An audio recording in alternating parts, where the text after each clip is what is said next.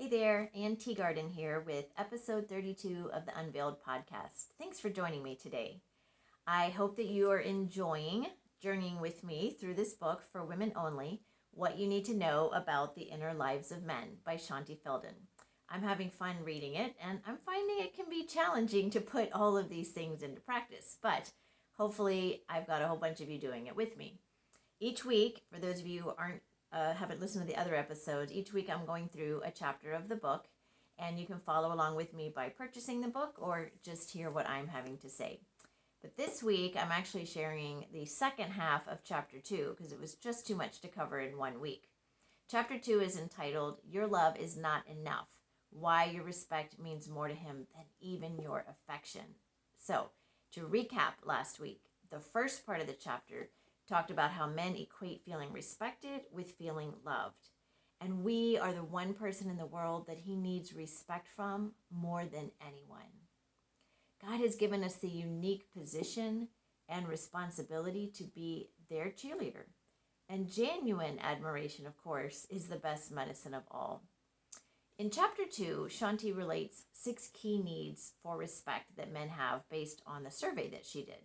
So last week I discussed the first 3, which were respect his judgment, respect his abilities, and respect what he accomplishes. And I gave 3 key phrases to remember and focus on. Trust his judgment, let him do it, and no buts. No buts referring to giving praise and things without a but you didn't attached to it. So hopefully you've been able to incorporate those this week. They are sticky note worthy. Now today I'm going to outline the last 3 key respects, which are respect in communication, respect in public, and respect in our assumptions. Now, before I dive into those, I know that sometimes we're disappointed in our husband's behavior, but there is almost always something to respect about him. Take, for instance, Jack. He wakes up one morning with a horrible hangover and a throbbing black eye. The first thing he sees is a single rose on the side of the table and a note from his wife. Dear, breakfast is made. I've gone shopping to make you your favorite dinner tonight. I love you. Now, Jack is pretty perplexed. He was sure his wife would be furious that he came home drunk last night. So he stumbles into the kitchen and sure enough, there's breakfast made for him. Max, he says to his son, what happened last night? Max says, you came home drunk and got that black eye tripping over the chair. So why the rose, breakfast, and sweet note from your mother? Max says, oh, that. Well, Mom dragged you into the bedroom, and when she tried to take off your clothes, you screamed, leave me alone, I'm married. So you see something to admire in Jack. And laughter is good medicine. Learning to laugh at ourselves and our situation can be a healthy way to cope with less than perfect circumstances. But seriously, let's look at the last 3 key needs that she mentions in the book. So need 4 is respect in communication. And this one is more about the intent or how your husband receives it than the intent of how you're giving it. So we're thinking, how can we change the way we communicate so it will be received better? I asked my husband this question, and rather than telling me how I could better respect him, he told me how I could stop doing things that felt disrespectful. He said that when I asked him 3 times the other evening to take out the garbage, he felt disrespected.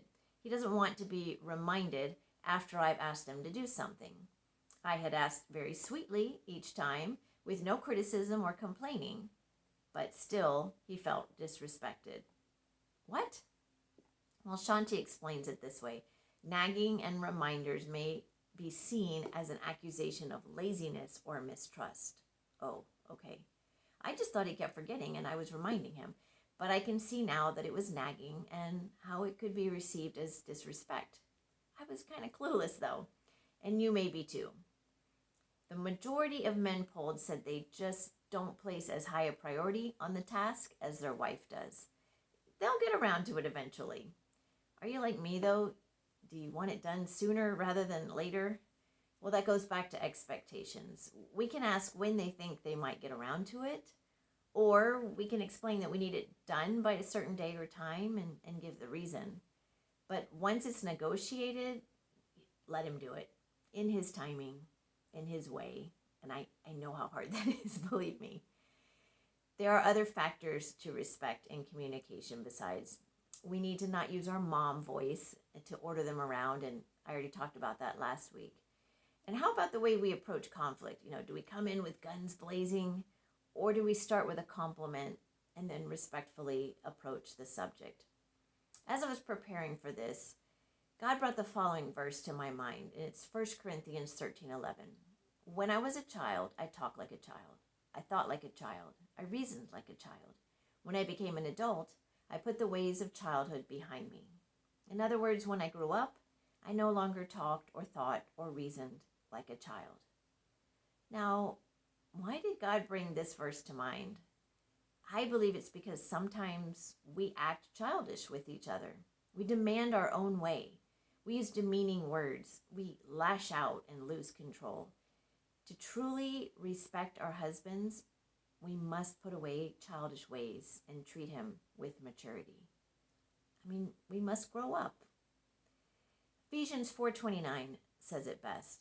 Do not let any unwholesome talk come out of your mouths, but only what is helpful for building others up according to their needs, that it may benefit those who listen. That last part is so important. We should speak according to their needs, aka not ours, and it should benefit the listener, aka not necessarily us. This requires us to put ourselves in their shoes and slow down and think about how it will be received by our husband. I think at first it will be hard and awkward, but if we start from a place of respect and practice it, it should come more easily. So the key phrase I thought of for this one, respect and communication, how might he hear this? So think about that before you speak. Okay, on to need number 5, respect in public. How many of us would feel warm fuzzies toward our husband if you pointed out to the guests at your party that you were wearing the only dress you still fit in, or mentioned what a terrible cook you are? Yeah, well, men don't like it either. Teasing or criticizing your man in public is torture to him and can really drain his tank. It's honestly a low blow, just like those examples I gave would feel to you. Believe it or not, Shaunti says, under their tough exterior, the male ego is very fragile, and it's our job as wives to protect it when we can, but certainly not to sabotage it. We need to speak well of him in public. Bragging on your husband in public will really fill his respect tank. He will feel adored. One time, my brother-in-law was playing his saxophone in a quartet, and they were rehearsing. His wife was sitting in the front row, looking at him with adoring eyes. He later shared that the other guys told him, I wish my wife would look at me like that. It's that important to them. But it does need to come from your heart. And that is why we need to dwell on what we do love and respect about our husbands, rather than on what we don't. Luke 6:45 reminds us that what people say with their mouths comes from what fills their hearts. So listen to your thoughts. Are they negative about your spouse? Reject those thoughts. They're just going to lead to discord and disunity. And instead, you do need to replace them with positive thoughts. And if you do this regularly, you will see your thoughts begin to change and the attitude of your heart will follow suit. So the key phrase for respect in public, brag on him. The final need, number 6, respect in our assumptions. How often do we assume the worst motive about our spouse or others? What assumptions do we make that are unhelpful? While studying Highly Happy Marriages for her book by that title, Shaunti Feldhahn found that one of the common threads of highly happy couples was that they assumed the best about each other. And I can attest to that. When I assume the best about my husband, things go pretty smoothly. When I suddenly begin to think that he is uncaring, not trying, etc., then I get my feelings hurt and things go downhill. We as wives often assume our husbands need to be reminded to do something.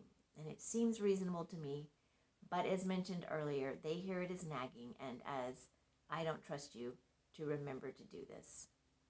maybe it's not just an urgent priority for them, even though it is for us.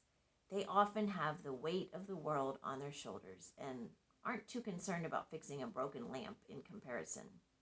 So it may just be a matter of differing expectations and priorities. Again, the assumptions. Sometimes we assume he's choosing not to help. I found that men just don't notice things as much as we do. So instead, assume that he doesn't see it or he isn't thinking about it the same way you are.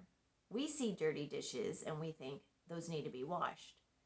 They may see dirty dishes and not think anything about it, especially if the kitchen is not their domain. It's kind of like me never really thinking about when the oil needs to be changed in the cars, but my husband is often thinking about that, and I'm thankful for that. We each have things that we notice. So what can we do? We can choose to assume the best about our husbands.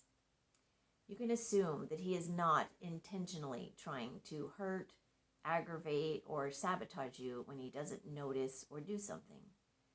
Just assume he forgot, didn't realize how it sounded, or just doesn't understand how a woman thinks. We can always ask questions to clarify. So again, the last three key needs are respect in communication, respect in public, and respect in your assumptions. And the key phrases that I came up with to remember and put into practice this week are, how might he hear this? Brag on him, and assume the best. We daily have the opportunity to tear down our husbands or build them up.